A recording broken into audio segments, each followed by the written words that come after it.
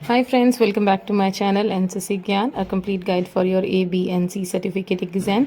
In this video, I'll be covering the topic which has the maximum weightage. ये वो topic है जिसके सबसे ज़्यादा नंबर होते हैं आपके A, B या C certificate exam में, and this topic is personality development and life skill. It includes all subjective and objective question. और आप इसकी ये आपकी जनरल डेली लाइफ से रिलेटेड क्वेश्चंस होते हैं। इसको आप अगर आप इस वीडियो को ध्यान से सुनेंगे, सब क्वेश्चन लर्न भी नहीं कर सकते तो ध्यान से सुन के भी आप आंसर्स लिख सकते हैं। And the weightage for each exam in A certificate it will carry 35 marks, B certificate 60 marks और सी सर्टिफिकेट में ये सब्जेक्ट 70 नंबर का आता है। तो let's quickly start with our video. The first question is what is the personality and personality development. Personality यानी व्यक्तित्व और व्यक्तित्व विकास क्या होता है। बेसिकली आप लेमैन एक आम आदमी की भाषा में कह सकते हो कि पर्सनालिटी किसी व्यक्ति के वो गुण होते हैं, चाहे वो फिजिकल हैं चाहे वो मेंटल हैं, वो गुण हैं जो उसे दूसरे लोगों से अलग बनाते हैं। यानी कि किसी व्यक्ति के चरित्र के वे गुण जो उसे अन्य लोगों से अलग बनाते हैं उसे हम उसका व्यक्तित्व कहते हैं। और समय के साथ जैसे जैसे आप बड़े होते हैं जैसे आप ग्रो करते हैं, अपने पर्सनालिटी को एनहांस करने का जो तरीका होता है, जो गुण अपने आप में आप विकसित करते हैं, उस पूरे प्रोसीजर को हम पर्सनालिटी डेवलपमेंट कहते हैं। It means the process of developing and enhancing the changing one's personality over a period of time is called personality development. Next is skill. What is skill. Skill मतलब क्या होता है। Skill का मतलब होता है जब आप किसी भी काम को बहुत बेहतर तरीके से करते हैं, बहुत अच्छे तरीके से कर सकते हैं तो उसे स्किल कहते हैं। और एक यानी कि कौशल। और कुशल व्यक्ति यानी स्किल्ड पर्सन कौन होता है, जो किसी भी काम को करने में कम समय ले, कम एनर्जी लगाए और कम रिसोर्सेज का इस्तेमाल करके एक अच्छा रिजल्ट दे। यानी एक कुशल व्यक्ति किसी कार्य को करने के लिए कम ऊर्जा, कम समय और कम संसाधनों का उपयोग करके गुणवत्तापूर्ण यानी कि एक अच्छा रिजल्ट देता है। So skill definition is very important for personality development. Next is life skill. अभी हमने पढ़ा स्किल क्या है। स्किल मतलब गुण। अब लाइफ स्किल क्या होता है, जिंदगी को जीने के गुण। यानी कि ये वो गुण हैं जो आप अपनी जिंदगी को बेहतर तरीके से जी सकें। यानी कि लाइफ में आप जिस तरीके की चैलेंजेस फेस करते हैं, जिस तरह की प्रॉब्लम्स आपको आएंगी, उनको आप किस तरीके से हैंडल करेंगे। उसे हैंडल करने के लिए, उन प्रॉब्लम्स को सॉल्व करने के लिए जो क्वालिटीज़ आपके अंदर डेवलप होनी चाहिए, उन क्वालिटीज़ को हम लाइफ स्किल कहते हैं। एग्जाम में आपसे लाइफ स्किल लिखने के लिए भी आ सकता है, या लाइफ स्किल कौन कौन सी हैं ये आ सकता है, या किसी एक पर्टिकुलर लाइफ स्किल के बारे में शॉर्ट नोट लिखने के लिए भी आ सकता है। तो कितनी लाइफ स्किल्स होती हैं, there are 10 core life skills. ये फिल इन द ब्लैंक्स की फॉर्म में भी आ सकता है, ट्रू फॉल्स की फॉर्म में पूछा जा सकता है कि कितनी लाइफ स्किल्स होती हैं। तो पहली लाइफ स्किल है सेल्फ अवेयरनेस। सेल्फ अवेयरनेस मतलब कि आत्म जागरूकता, यानी कि अपने बारे में जानना। जब व्यक्ति अपनी कमियों, अपनी अच्छाइयों को जानता है, अपने आप को समझता है और अपनी कमियों को समझकर उन्हें एक्सेप्ट करके उनमें सुधार करने की कोशिश करता है, तो उस पूरी एक्टिविटी या उस पूरी स्किल को, उस पूरी फीचर या क्वालिटी को हम क्या कहते हैं, self awareness. It means knowing our self and our personality and accepting one self in spite of our imperfection and improving our self, अपने आप में सुधार करना।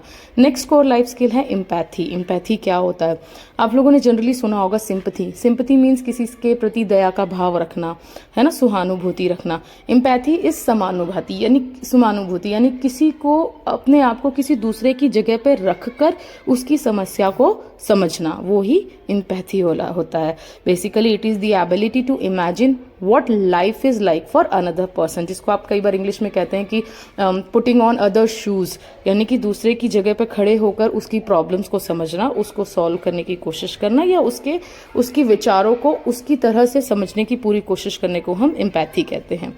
नेक्स्ट कोर लाइफ स्किल है क्रिटिकल थिंकिंग। क्रिटिकल थिंकिंग क्या होती है। Critical मतलब आप चीज़ों को एनालाइज करते हैं। आप आंख मूंद कर किसी ने जो कह दिया उसकी बात पर भरोसा नहीं करते हैं। आप उस चीज़ के बारे में, जिस भी टॉपिक के बारे में आपको क्रिटिकल एनालिसिस करना है, उसके बारे में जानकारी जुटाते हैं, उनको एनालिसिस करते हैं, उनको समझते हैं और उसके बाद आप सारे तथ्यों को, सारे फैक्टर्स को देखकर, सोच समझकर जो डिसीजन लेते हैं, उसी कैपेबिलिटी को क्रिटिकल थिंकिंग कहा जाता है। ये कोई ज़रूरी नहीं है कि आपने यही डेफिनेशन जो बुक में दिखी है वो ही लिखनी है। आप इसको अपनी भाषा में भी एग्जाम में लिख सकते हैं अगर आपसे पूछा जाता है कि क्रिटिकल थिंकिंग क्या होती है। Next is creativity. Creativity means नया, क्रिएटिव में होना मतलब नया होता है, यानी कि ability to create new things. Basically it means a new approach to find solution of a problem. Generally हम जब भी कोई प्रॉब्लम आती है हम उसके ट्रेडिशनल मेथड से उसको सॉल्व किए जा रहे हैं और कई बार उससे अच्छे रिजल्ट नहीं मिलते हैं। तो जो क्रिएटिविटी का मतलब है आप प्रॉब्लम्स को सॉल्व करने के लिए नए नए तरीके ढूंढते हैं और नए दृष्टिकोण, नए नज़रिए से प्रॉब्लम को समझकर उसे सॉल्व करने की कोशिश करते हैं, उसे ही क्रिएटिविटी कहते हैं। और जो व्यक्ति ऐसा करने की एबिलिटी रखता है उसे क्रिएटिव पर्सन कहते हैं। आपसे क्रिएटिव पर्सन के गुण भी पूछे जा सकते हैं, तो उसमें आप क्या लिख सकते हैं कि वो नया सोच रखने की क्षमता होती है।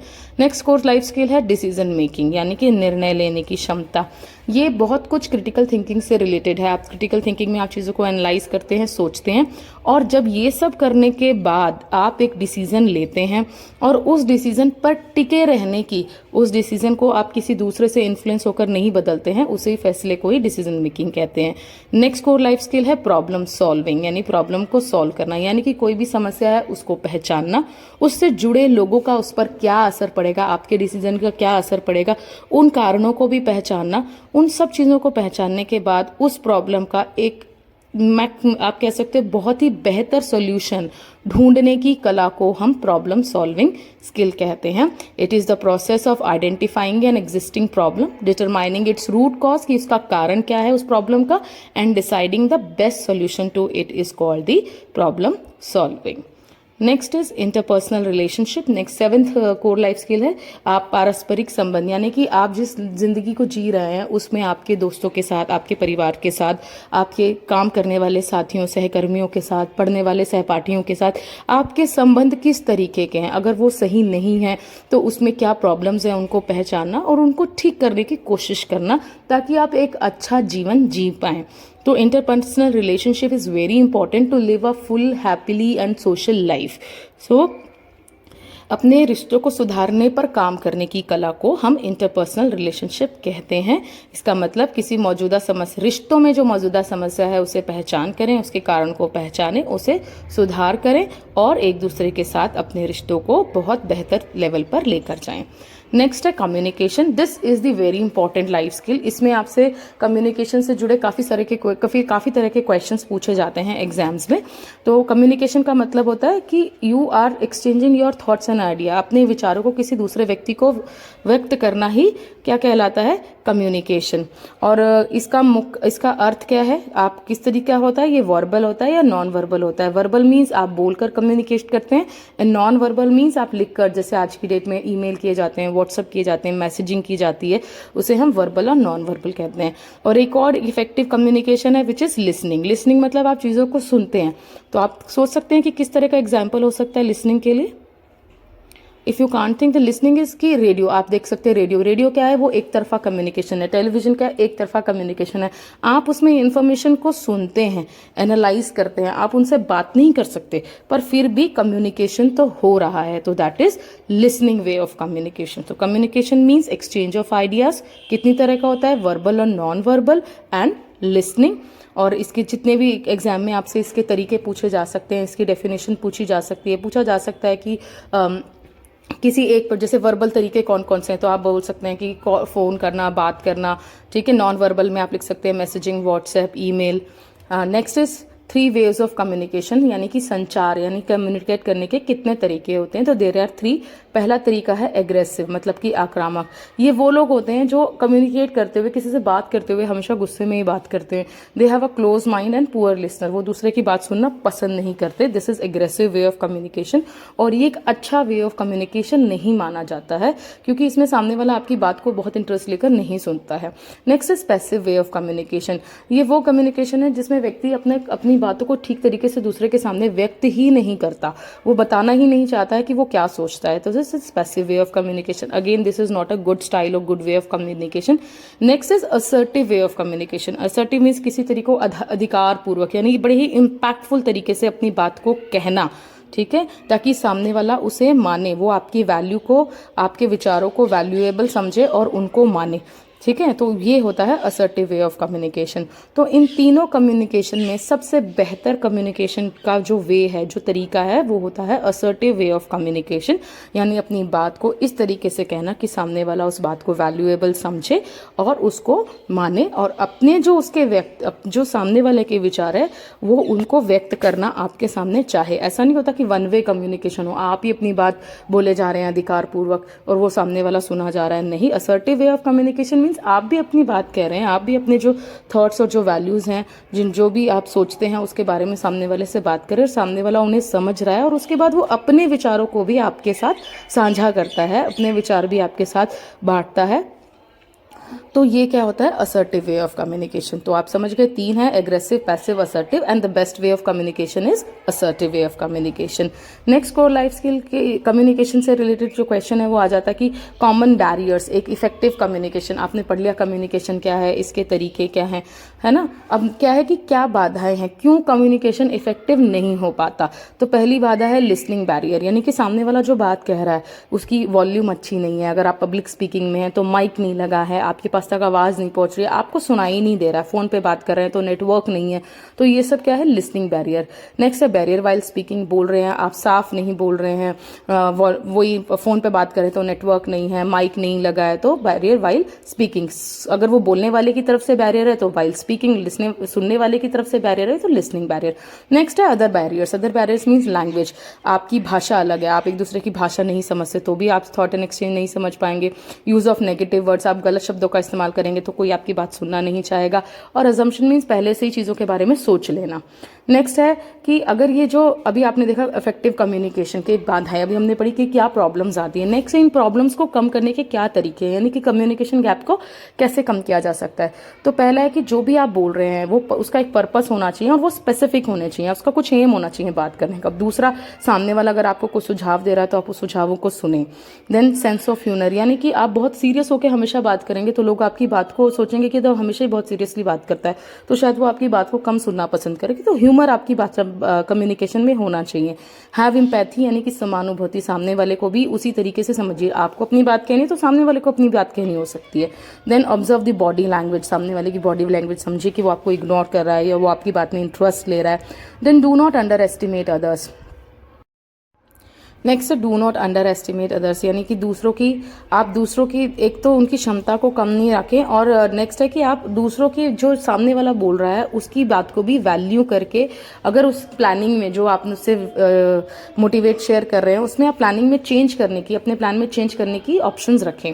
Next is coping up with stress, तनाव से निपटना। आज की जिंदगी में ये बहुत ज़रूरी है। Stress is a part of each individuals life. बच्चे, स्टूडेंट्स को स्ट्रेस है, पेरेंट्स को स्ट्रेस है, every individual is dealing with the stress. तो उसको कैसे डील करना है, उस कैपेबिलिटी को कोपिंग अप विद स्ट्रेस कहते हैं। यानी कि सबसे पहले आपका जो स्ट्रेस का रीज़न है, आपने उसे पहचानने की कोशिश करनी कि मैं क्यों परेशान हूँ, फिर उस परेशानी को कि वाकई ये परेशान होने वाली वजह है, और अगर है तो परेशान होने से कुछ नहीं होता, आपको उसका हल ढूंढना है।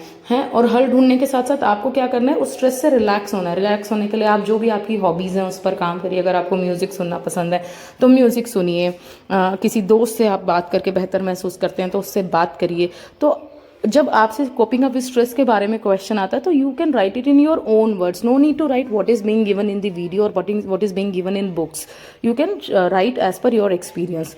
Next is coping with emotions, यानी कि अपनी भावनाओं से निपटना। और स्ट्रेस क्या होता है, परेशान होना, डिप्रेशन में आना, और भावनाओं से निपटने का मतलब होता है अपने इमोशंस, यानी कि आपने किसके साथ किस लेवल तक अपने इमोशंस को बांटना है, ताकि वो भविष्य में आपके बारे में सेंसिटिव इन्फॉर्मेशन जुटाकर आपको किसी भी तरह का नुकसान ना पहुंचा पाए। जब आप लो होते हैं, इमोशनली सेंसिटिव होते हैं, तो आप एक वल्नरेबल होते हैं, लोग आपको बड़ी आसानी से टारगेट कर सकते हैं। तो उस सिचुएशन में अपने इमोशंस को कंट्रोल करने के लिए जो एबिलिटी है उसे ही कोपिंग अप विद इमोशंस कहते हैं।